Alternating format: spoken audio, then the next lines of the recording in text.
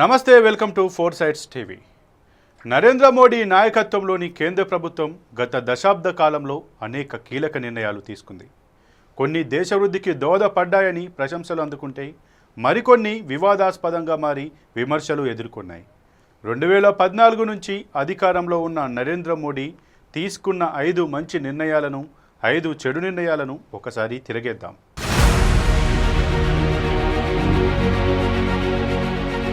వీటిలో ముందుగా చెప్పుకోవాల్సింది ఆయుష్మాన్ భారత్.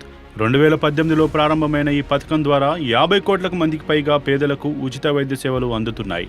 ఒక్కో కుటుంబానికి ఏటా 5 లక్షల రూపాయల వరకు ఆరోగ్య బీమా లభిస్తోంది. 2025 నాటికి కోట్లాది మంది ఈ పథకం ద్వారా లబ్ధి పొందారని అధికారులు చెబుతున్నారు. రెండవది డిజిటల్ ఇండియా. డిజిటలైజేషన్ను ప్రోత్సహించిన ఈ కార్యక్రమం ద్వారా యూపీఐ వంటి సేవలు ప్రపంచంలోనే అత్యుత్తమంగా నిలిచాయి.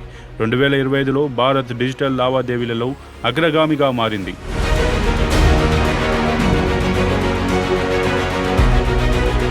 మూడవది మేక్ ఇన్ ఇండియా. తయారీ రంగాన్ని బలోపేతం చేయడానికి 2014లో ప్రారంభమైన ఈ పథకం విదేశీ పెట్టుబడులను ఆకర్షిస్తుంది. ఫలితంగా 2025 నాటికి భారత్ ఎలక్ట్రానిక్స్, ఆటోమొబైల్ రంగాల్లో ప్రముఖ హబ్గా ఎదిగింది. నాలుగవది పీఎం ఆవాస్ యోజన. 2022 నాటికి అందరికీ ఇల్లు అనే లక్ష్యంతో ప్రారంభమైన ఈ పథకం గ్రామీణ, పట్టణ ప్రాంతాల్లో లక్షలాది ఇల్లు నిర్మించబడ్డాయి. 2025లో కూడా ఈ పథకం కొనసాగుతోంది. ఐదవది జీఎస్టీ అమలు. 2017లో ప్రవేశపెట్టిన గూడ్స్ అండ్ సర్వీసెస్ ట్యాక్స్ దేశంలో ఏకీకృత పన్ను విధానాన్ని తీసుకొచ్చింది. ఇది వ్యాపారాలను సులభతరం చేసిందని, ఆర్థిక వ్యవస్థను బలోపేతం చేసిందని అధికారులు చెబుతున్నారు.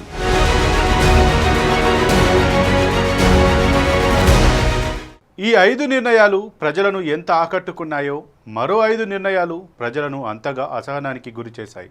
అవేంటో చూద్దాం. డిమానిటైజేషన్. 500, 1000 నోట్ల రద్దు నిర్ణయం ఆర్థిక వ్యవస్థను తీవ్రంగా ప్రభావితం చేసింది. చిన్న వ్యాపారాలు, అసంఘటిత రంగం దెబ్బతిన్నాయని విమర్శలు వచ్చాయి.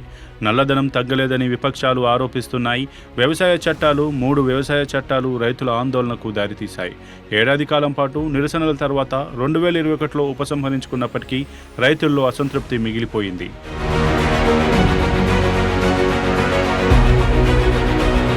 అగ్నిపథ్ స్కీమ్. సైన్యంలో 4 ఏళ్ల గడువుతో యువత రిక్రూట్మెంట్ పథకం వివాదాస్పదమైంది. ఉద్యోగ భద్రత లేకపోవడంతో యువత నిరసనలు చేశారు. కానీ అగ్నిపథ్ పథకం అసలు ప్రయోజనాల్ని గుర్తించలేని వారే వివాదాలకు తెరతీశారు అనే వాదనలు లేకపోలేవు. సిఏఏ అమలు, పౌరసత్వ సవరణ చట్టం మతపరమైన వివక్షను తెస్తుందని ఆరోపణలు వచ్చాయి.